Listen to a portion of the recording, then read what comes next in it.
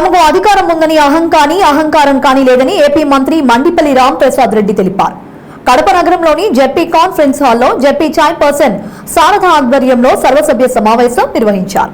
ఈ సమావేశానికి రవాణా శాఖ మంత్రి మండిపల్లి రాంప్రసాద్ రెడ్డి, జిల్లా కలెక్టర్తో పాటు ఎంపీ అవినాష్ రెడ్డి, ఎమ్మెల్యేలు, ఎమ్మెల్సీలు, జెడ్పీటీసీలు, ఎంపీటీసీలు హాజరయ్యారు.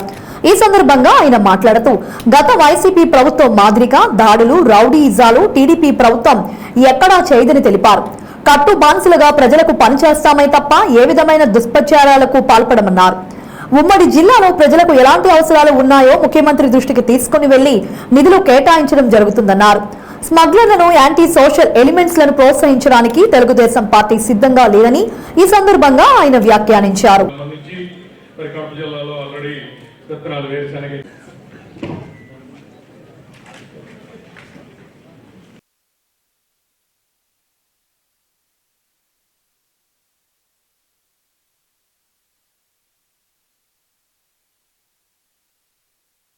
అందరికి కూడా ధన్యవాదాలు తెలుపుకుంటున్నాను.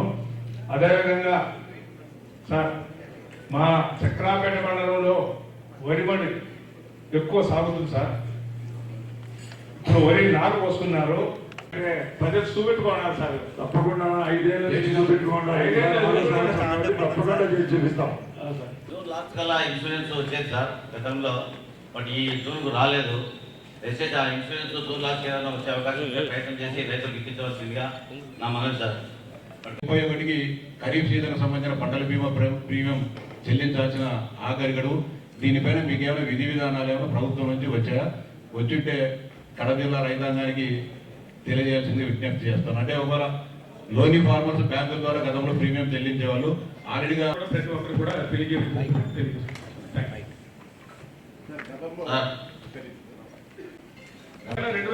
తర్వాత తల్లి కానీ తండ్రి కానీ చనిపోతే వారసత్వంగా మాత్రమే కొడుకులకు కానీ కూతురులకు కానీ వచ్చినట్లయితే మాత్రమే ఎలిజిబుల్, కానీ తండ్రి తల్లి భవిష్యత్తు ఏమిటనేది అంతవరకు తప్ప మీరు ఎట్లయినా ఉపయోగించుకోవచ్చు. బట్ వాళ్ళకు జీవితం ఇస్తామని చెప్పినారు. ఇస్తామని చెప్పిన తర్వాత ఖచ్చితంగా ఇవ్వాల్సింది అని వాళ్ళ తరపున విజ్ఞప్తి. తప్పకుండా ఈ క్వశ్చన్ రైజ్ చేస్తాం. దయచేసి ఇతరులు ఎవరు రన్నింగ్ కామెంటరీ దయచేసి మైక్ పట్టుకొని చేయకండి. దయచేసి అందరికీ వినియోగిస్తాము.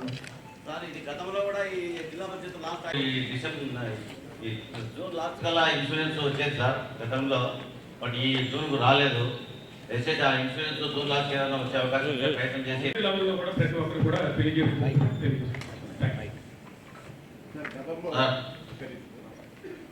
ఇన్సూరెన్స్ వచ్చేది సార్, బట్ ఈసారి రాలేదు. కానీ దయచేసి కొత్తగా వచ్చిన ప్రభుత్వము ఒకవేళ లేట్ అయినా అది వచ్చేటట్లు మీరు మాట్లాడి ఏర్పాటు చేసి ఎమ్మెల్యే పుట్ట సుధాకర్ గారు, అలాగే గౌరవ ఎమ్మెల్యే కృష్ణ చైతన్య రెడ్డి గారు ఇక్కడికి చేసిన గౌరవ దాన్ని ఇమీడియట్గా మేము ఏం చేసేవాళ్ళం అంటే అక్కడ ల్యాబ్స్ ఉండేవి, ల్యాబ్స్కి పంపించడం జరిగింది. పంపించిన తర్వాత జరిగిపోయిందండి. సో సోయింగ్స్ కూడా స్టార్ట్ అయ్యాయి. బట్ మనకు గారు, అలాగే గౌరవ ఎంపీ గారు అవినాష్ రెడ్డి గారు, గౌరవ ఎమ్మెల్సీ 70,000 పెట్టాలు కావాలని ప్రతిపాదనలు అయితే పంపించడం జరిగిందని ఈ సందర్భంగా తెలియజేస్తున్నాం సార్. Thank you. పులివెందుల పట్టణంలో 8,402 ఇల్లు మంజూరు చేశారు జగనన్న దాంట్లో. ఏ రోజైనా మీరు ఒక లబ్ధిదారుని ఒక పెన్షన్ ఇవ్వాలన్నా, ఒక రేషన్ కార్డు ఇవ్వాలన్నా కానీ, 6 స్టెప్ వ్యాలిడేషన్ కానీ నవశకం వ్యాపారం చేస్తారు. పులివెందుల పట్టణంలో మీరు ఇండ్లు మంజూరు చేసేటప్పుడు 6 స్టెప్ వ్యాలిడేషన్ కానీ లబ్ధిదారుడు అది కూడా అనర్హుడా అని చెప్పి ఒక్క నిమిషమే పరిశీలించినారా? 8,402 ఇళ్లలో ఈ ప్రాంతానికి 18 సచివాలయాల పనికి సంబంధం లేని వాళ్ళకు మీరు మంజూరు చేసినారు. వేరే ఊళ్ళకు చేసినారు, వారికి పట్టకు చేసినారు, ఇన్కమ్ ట్యాక్స్ కట్టే వాళ్ళకు చేసినారు.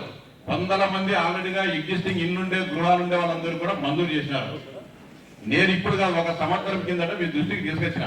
అప్పుడు కలెక్టర్ గారి దృష్టికి, పులివెందుల మున్సిపల్ కమిషనర్కి, అయ్యా తప్పు చేస్తున్నారు మీరు, అనవసరంగా మీకు ట్రాప్ లో పడద్దు, ఇది రికార్డెడ్. ఇప్పుడు కాదు 100 సంవత్సరాల తర్వాత అయినా కూడా ఈ రికార్డు ఇట్టే ఉంటుందని చెప్పినా కూడా మీరు ఎడకోకుండా 8,402 ఇల్లు మంజూరు చేసినారు. ఇది మీరిచ్చే డబ్బు కాదు, నేను ఇచ్చే ప్రజల మనీ.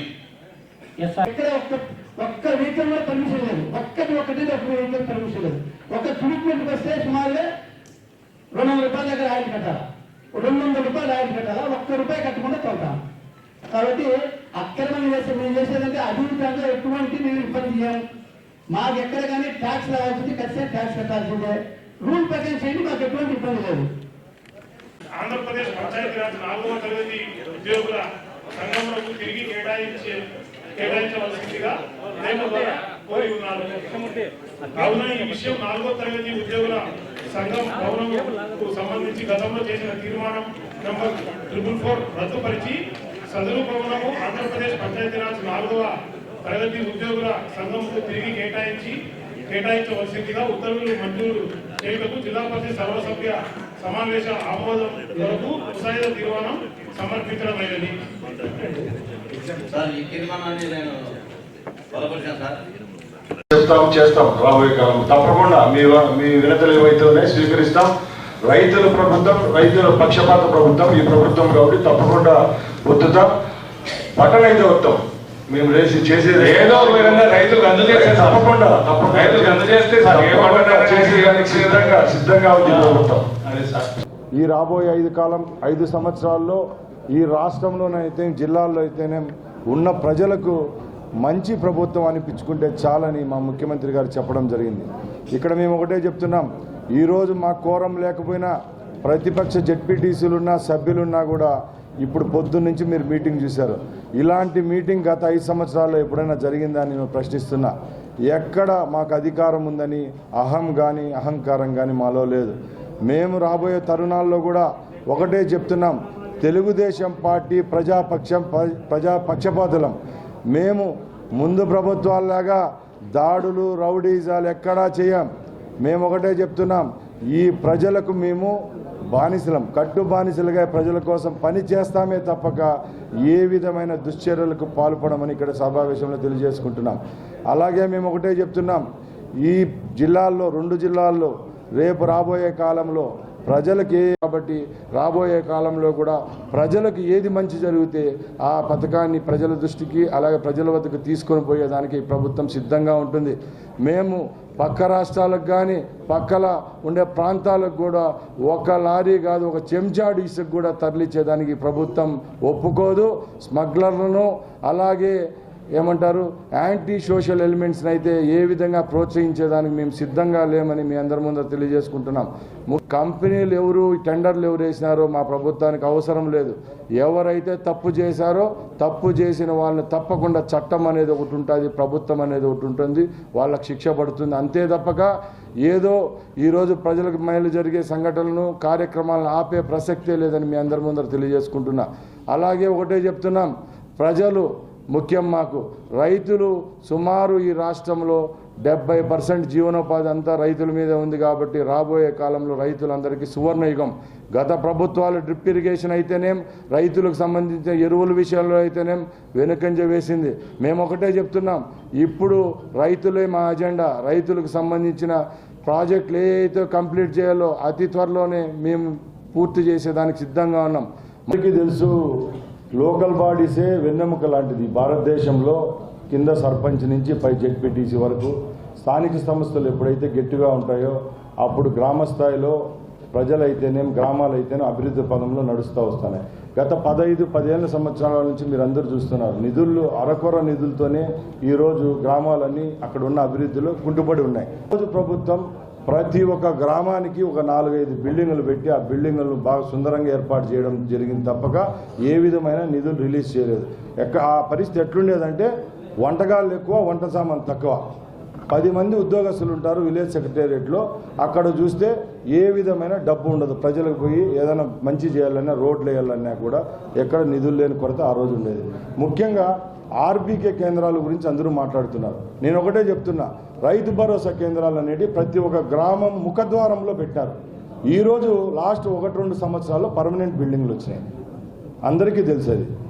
బట్ ప్రభుత్వం ఫస్ట్ ఆర్బీకే కేంద్రాలు ఎప్పుడైతే 2019లో ఇంట్రడ్యూస్ చేసిందో ఆ రోజు నుంచి 3-4 సంవత్సరాల అద్దె బిల్డింగ్లో నడిచేది ఆర్బీకే కేంద్రం. బాగా అక్కడ పరీక్షిస్తే అక్కడ రెంట్ వచ్చి 7,000 నుంచి 10,000 రూపాయలు నెలకు.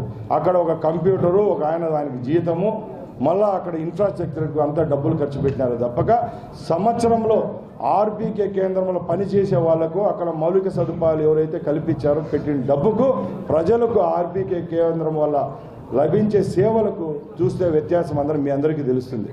ఇవన్నీ ఆడంబరాలు ఈ ప్రభుత్వంలో ఉండవు. తప్పకుండా ప్రజలకు ఏదైతే మేలు చేస్తామో అది చెప్తున్నాం, చేసి చూపిస్తాం. అలాగే మేము ఒకటే చెప్తున్నాం, ఈరోజు రాష్ట్ర ప్రభుత్వాన్ని మాకు ఇచ్చే రోజుకి మైనస్లో ఉన్న బడ్జెట్ అందరూ ముక్కుపై వేలు వేసుకునే విధంగా మొన్న 1వ తేదీన 4,000 కోట్ల రూపాయలు పెన్షన్లు ఇవ్వడం జరిగింది. అది